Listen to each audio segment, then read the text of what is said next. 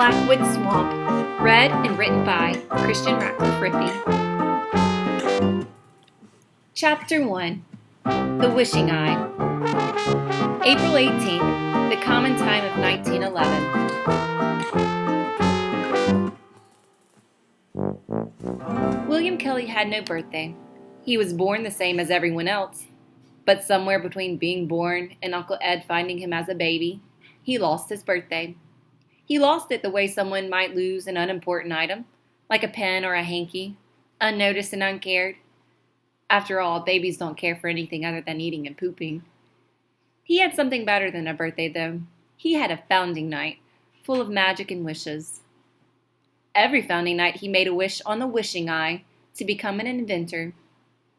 Last year, and the year before that, and the year before that, and so on, he had asked to be the most famous inventor on both sides of the Mississippi. He must have asked for too much all those years, because after 10 years and 10 wishes, none of them had come true. From every corner of the one-room houseboat, he spied his inventions, laying around the potbelly stove, under Uncle Ed's kid-sized bed, stuffed on shelves, and in every nook and cranny. All of them worked backwards from normal. He invented a radio that hissed, a typewriter that scrambled letters, a self-writing pen that shot ink, an automatic sweeper that sprayed broom needles, a self-pouring coffee pot that poured coffee in every cup and shoe, and handless hair-cutting scissors that had cut off half of Uncle Ed's beard. He could almost hear his inventions calling to him from where they lay, saying, "Help us be good inventions." And he would, when his wish came true. Uncle Ed cleared his throat exaggeratedly, signaling he would soon begin the founding night story, and William scooted down the navy checker sofa towards Uncle Ed, who sat in a rocker. Troubles, William's still blue Great Dane, circled the lemon rag rug in front of the fireplace before resting his head on Uncle Ed's feet and giving a low whimper, as if to say he was ready to listen too. Uncle Ed stretched his arms, tattooed in purple daphne flowers, behind his head. His silver beard and hair framed his tan face like a bird's nest, and large glasses perched on the edge of his nose like eggs. Above the fireplace, Aunt Bee's picture sat on the mantel, and Uncle Ed stared at it, a half-smile on his face. The fire popped and crackled, and the houseboat smelled of story time, pinewood shavings mixed with the scent of fresh brewed coffee and warm milk and molasses.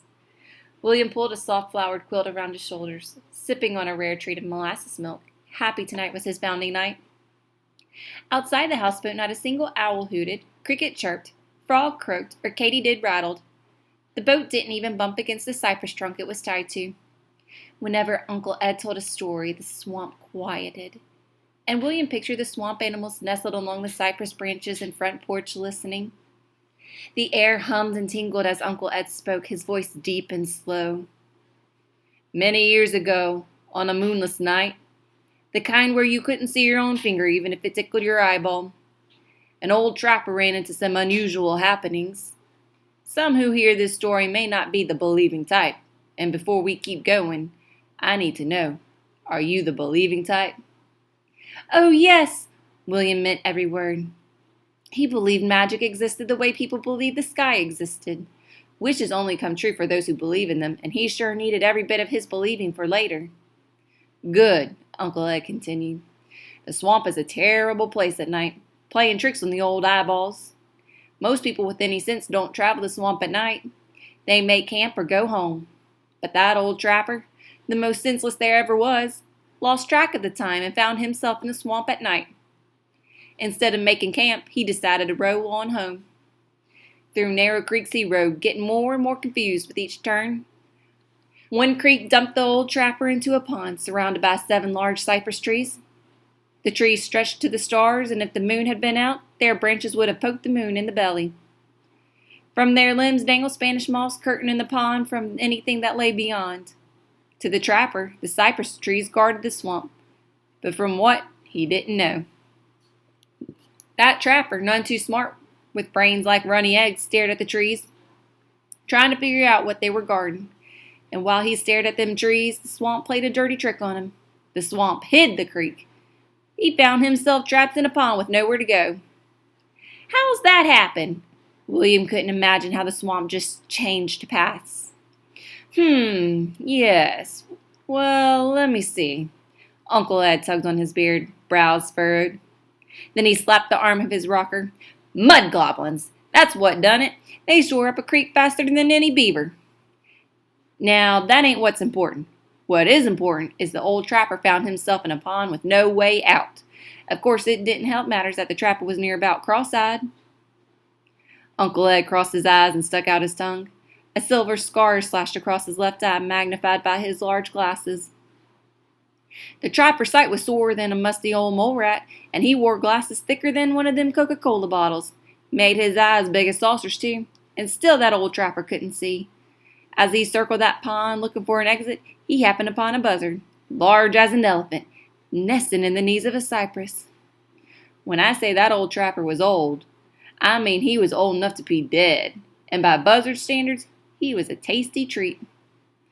But, William said, they don't eat alive people. Shoot, Uncle Ed whistled. Buzzards don't eat alive people? I never heard such nonsense. Who told you that? You, William said. I wouldn't have heard nuttier nonsense if it came from a squirrel. Cross my heart, this was a man-eating buzzard, and it aimed to eat a chunk out of that old trapper. The buzzard hopped out from its nesting hollow and peered at that trapper with silver eyes. Sure, the trapper could have kept on rowing. If the swamp hadn't have trapped him in a pond, of course. Pretended he never seen that buzzard, but that would have been a deadly incident waiting to occur.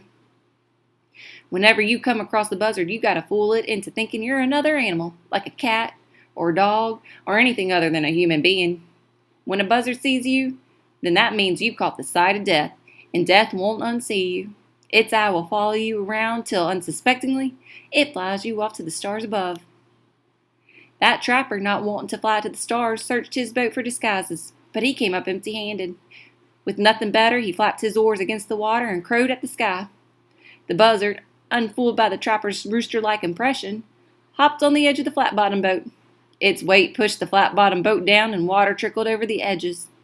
The buzzard flapped its wings, grunting like a pig, and through all that grunting he said, "Give me your eyes!" Uncle Ed wiggled his fingers at William, pretending to grab William's eyes.